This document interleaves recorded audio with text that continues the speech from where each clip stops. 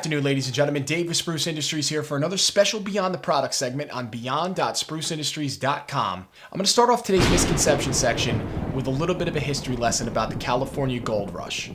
It's 1848.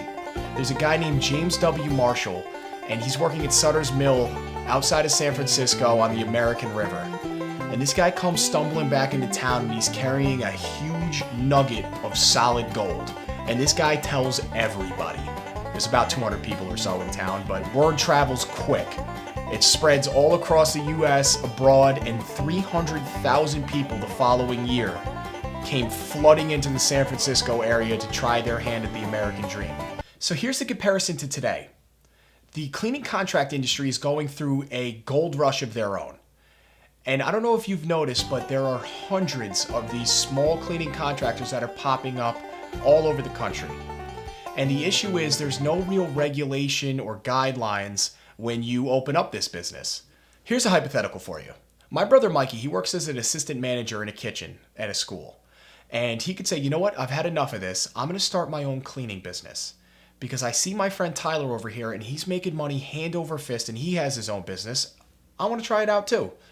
So he can on Monday open up his own business, go to a surgical center and say, hi, this is Mikey Cleaning Contracting. I would like to clean your facility, please, for X amount of dollars. They could say, wow, that's a great price. Can you start tomorrow? Mikey could say, yeah, definitely.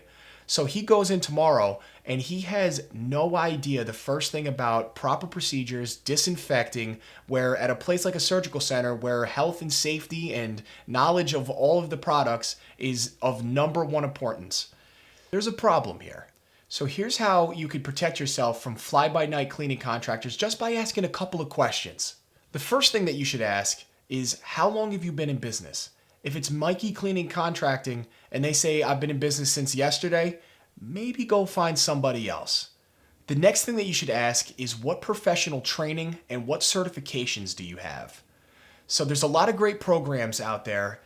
For me, I've personally taken the Academy of Cleaning Excellence with David Thompson, and it was head and shoulders some of the best training that I've ever received. He goes into deep, deep detail about disinfection, about proper procedure, and anybody who's in the cleaning industry would find it very, very useful. Be sure to ask them what their procedures are, how they clean. Are they using a one-step or a two-step cleaning method? Request to see all of the MSDS sheets for all the chemicals that they're bringing in so that you can see for yourself what the dwell time and the kill claims are on the disinfectants. I would recommend working on an agreement where they, the cleaning contractor, handles the labor and you, the facility manager, handles the purchasing of the products so that you can assure that you have the right chemicals for the job. And finally, ask them for references from a client that they had in your industry. If they don't have any, there you go. If you're looking for a good, reputable cleaning contractor, feel free to reach out to us at Spruce. Many of our customers are these contractors that have been around for many years and they do a great job. Thanks for watching the video. If you have any questions, feel free to reach out. Let's make clean the priority. Thanks.